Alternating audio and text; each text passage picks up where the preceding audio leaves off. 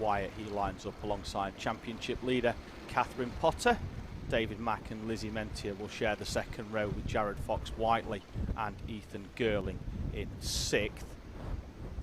Kian McLeod and Thomas Potter line up on row number 4 with Hudson Barker-Dixon, Isabella Stansmore-Wilson rounding out the top 10. Leon Barlow and Finlay Stubbings on row 6 with Sophie Pawsey and Addison Smith on row 7. Josh Cooke, who started the day at the back, a fantastic 15th for him, alongside Reese Penniston, Ethan Charles and Tom Holden in the 87.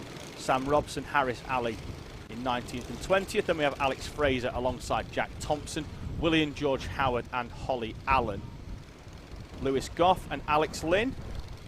And then we have the 93 of Cody Lamb, who had a difficult first heat. His engine stalled after a spin, and that sent him all the way to the back of the pack. Looking for the 87 of Tom Holden actually to come through. He's been battling it out with the in the pack for the battle for 3rd, which last time was anywhere between 3rd and 11th. He was in the mix there. He's a little bit further down the grid, I think, than what he'd have hoped. And we'll look for the 87 to try and make his way through the pack. A bumper grid of cadets here at Teesside Karting for round number 4 of the NRG Cycles Owner-Driver Sprint Series, brought to you by Alpha Live and the Teesside Karting Facebook page. As our cadets join the grid, just enough time to tell you that we will be back here in 2 weeks' time for the British 24-hour race. And Tom Butterworth, the man alongside me, pulling double duty that weekend, both in the commentary box and in the driver's seat. Can't wait. And, we'll be joined in the commentary box over that weekend by Andrew Mather and Howard Mitchell. And we'll be bringing you all 24 hours of action from 11:30 a.m. on Saturday the 8th of August. And we'll be taking you all the way through the night to the checkered flag at midday on Sunday. And, certainly can't wait for that one, the jewel in the British Pro Karting crown. Almost 90 karts on the grid, 25 owners, 65 hires. We look forward to a wonderful weekend of racing here for the British 24-hour, as it always is. And hopefully the weather will be just as it is today, with the sun shining on the Teesside Autodrome circuit in Middlesbrough. The final few drivers rolling into position.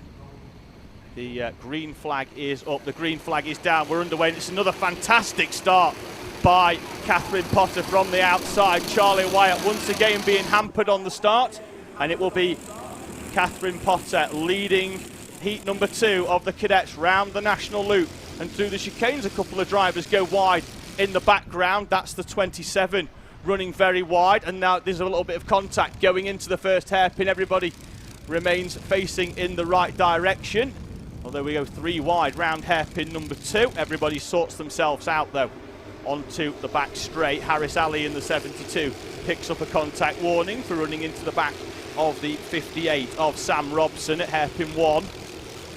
And Charlie Wyatt already trying to make his way past Catherine Potter, not wanting to wait quite as much as he did in the first heat. He waited all the way until the penultimate lap before making the move. Looks very racy at the start of this second heat. Jared Potter went wide coming out of the first chicane there as well. Yeah, that's going to compromise the run and the run into the first hairpin. She doesn't feel the need though to defend to the inside. Maintains the optimum line round the outside as the start line marshal retrieves some debris off the circuit. Looked like a nose cone mounting. Getting the thumbs up there, Dave. Yep, the nose cone spotted. Knowledge. So the nose cones of each of these carts, the bit you see right at the bottom there at the front of Catherine Potter's cart, they have two mountings. Looks like one of those has been relieved of its duty from one of the carts out there on circuit. But Catherine Potter, 2 laps in, crosses the line and continues to lead Cadet Heat 2. And Lizzie Mentier right on the tail here of Charlie Wyatt, and knows that she needs to get, if she's going to get through, she's got to take any sniff of an opportunity she has. Charlie Wyatt goes to the inside, gets the door slammed shut on him though by Catherine Potter. That's actually just freed Potter up a little bit and given her the slightest bit of breathing room.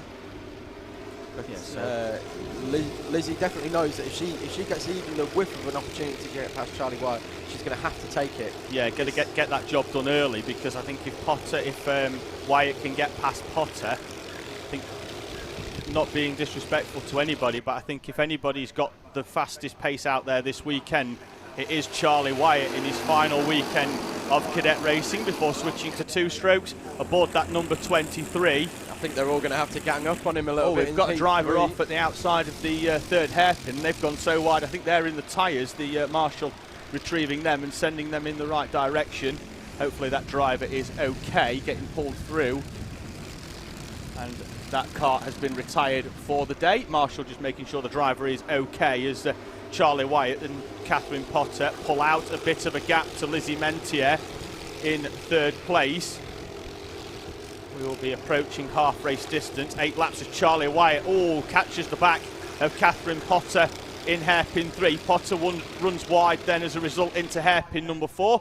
Charlie Wyatt ducks back into the slipstream. Both of them with the arms up in the air. Hands on the steering wheel, please. Drivers. Your arms and legs must remain on inside the ride at all times. Very much so. Lizzie Mentier trying to take advantage of 2 drivers that might not be in the right frame of mind for the next few corners. That's the 93 of Cody Lamb, once again having a difficult day of things. Looks like that cart's going again though, and he's going, albeit a couple of laps down.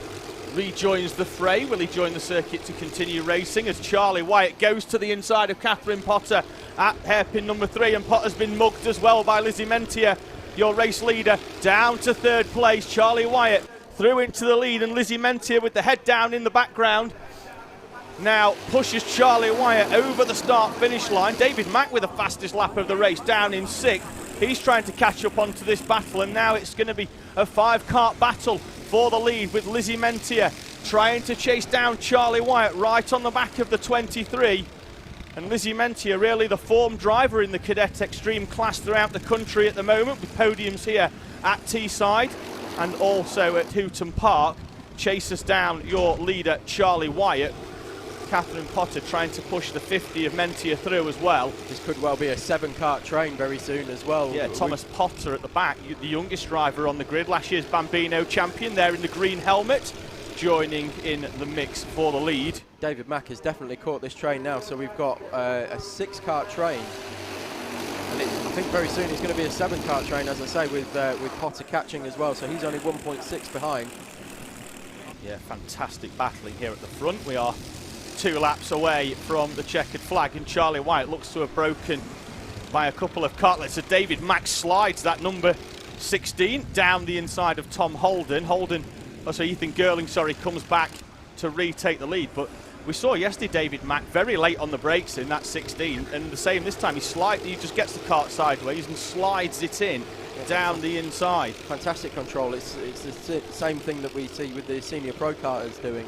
It's that kind of driving style, and it's certainly paying dividends. Yeah, I know he's been testing a 2-stroke recently, and I wonder if that's aided his driving style a little bit, because you very much do throw them karts in a little bit more of the 2-stroke class. I think that's paying dividends for David Mack in the 16. So as we start the last lap, we've got Charlie Wyatt with Lizzie Mentier behind, and Catherine Potter now right on her bumper.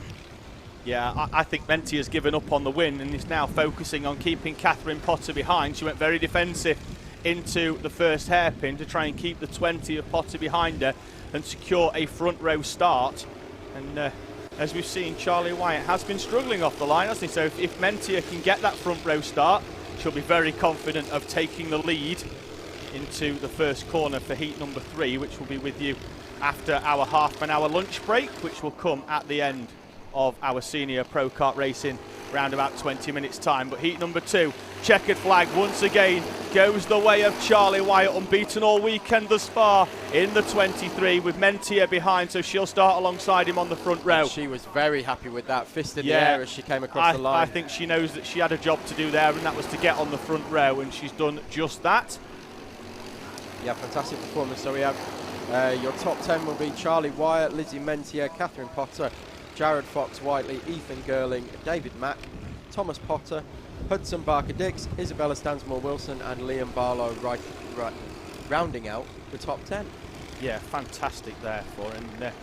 And great to see. Look at the sportsmanship there between I think that's David Mack, isn't it, and Catherine Potter. Yeah, I'm going to shout out 56 Finley Stubbins in that one, because throughout the weekend, this is his first weekend here, joining us from Norfolk in the 56, and throughout the weekend his pace has improved and he's getting gradually closer towards the top 10, and with 2 races remaining for our cadets, I'm sure he's confident that he can round out his opening weekend here at Teesside Karting by finishing inside the top 10. So 56 there, Finley Stubbings, joining us from Fakenham in Norfolk, 12 years old, is improving throughout the weekend. 22 of Jared Fox-Whiteley. I'm not sure what he's doing with his arms there coming over the weighbridge. But, we used to see some dabs and all sorts coming over the weighbridge, didn't we? Don't encourage them, Tom. I quite liked the dabs. I miss the dabs. I miss the finger guns as well. That was another one, wasn't it? So another fantastic racing there with our cadet class, and as it always is actually here at Teesside, the cadets. So mums and dads, just remind your. Oh, there we go. Just having a look in front of the commentary box. We've got the nose clip being collected. But yeah, mums and dads, have a word. Just remind everybody that we like a dab, we like a finger gun, we like some points and flossing and things like that as they come over the weighbridge. Give us a wave. They are going to be on. There we go. That's more like it. We're going to fall out, Tom. Don't make me call you Thomas. I quite like being called Tom. Maybe. So 3 more races for you in the morning session before our half-an-hour lunch break here at Teesside Karting for round 4. In the background, making their way onto the circuit